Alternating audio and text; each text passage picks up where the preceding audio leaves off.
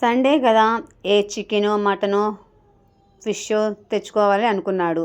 బయలుదేరే టయానికి బయట చూస్తే మబ్బు భయంకరంగా పట్టి వర్షం పడుతుంది. మరి ఎప్పటి నుంచి పడుతుందో తెలియదు. అంటే లోపల ఉన్నాం కదా, బయటికి రాలేదు. కానీ ఆ వర్షానికి ఆ మబ్బుకి భయం వేసి ఇంట్లోనే ఉన్నామబ్బా. ఎందుకంటే ఈయనొక్కడైతే వెళ్ళొచ్చు, మా బుడ్డిగాడు కూడా నేను కూడా వస్తాను నాన్న అని వెంట పెడుతున్నాడు. ఈ సీజన్లో బయటికి వెళితే ఇంకేముంది, జలుబు దగ్గులు కూడా వెంటబడి వస్తాయని వద్దులే, తగ్గినప్పుడు తెచ్చుకుందూరు అని చెప్పాను.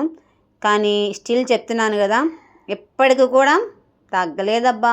అలానే ఉంది చల్లదనం, వర్షం కూడా. మరి చేసేది లేక ఇదిగోండి ఇలాగా బ్రేక్ఫాస్ట్ అయితే ప్రిపేర్ చేస్తున్నాను. ఇలా చేసుకుంటే టేస్ట్ చాలా బాగుంటుంది. ఇష్టపడని వాళ్ళు కూడా ఎంచక్కగా తింటారు. చాలామంది ఏం చేస్తారు అంటే అది అదే ఉంటాయి కదా, మనము పచ్చిమిర్చి, టమోటాలు, ఆనియన్స్, వేరుశనగపప్పు, తాలిగింజలు అన్నీ మగ్గిన తర్వాత వాటర్ పోసేసి బాయిల్ అయిన తర్వాత సేమియా వేస్తారు. బట్ నేను ఇక్కడ ఏం చేస్తున్నాను అంటే అవన్నీ మగ్గిన తర్వాత సేమియా కూడా వేసి వాటితో పాటు ఒక 5 minutes సిమ్లో అలా మగ్గనిస్తాను. టేస్ట్ అయితే చాలా బాగుంటుంది అండి. గోధుమ రవ్వ అయినా బొంబాయి రవ్వ అయినా నేను అప్పుడప్పుడు అలా చేస్తూ ఉంటాను.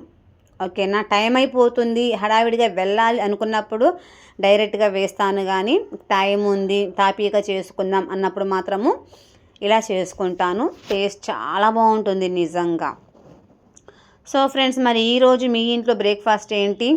మరి మీ ఇంట్లో చికెను, మటను, ఫిష్ తెచ్చేసుకున్నారా?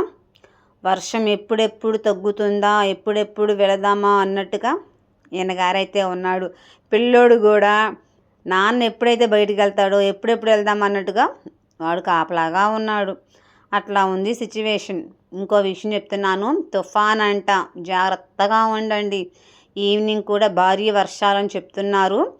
సో ముందస్తు జాగ్రత్తగా అన్నీ అవసరమైనవి ముందుగానే తెచ్చి పెట్టుకొని ఉండండి. ఓకేనా? సో దానిపైన అలా అలా అలా అలా అలా చక్కెర వేసుకొని నేనైతే తింటున్నాను. వీలైతే శనగపప్పు కారం చేశాను, అది వేసుకొని తిన్నారు.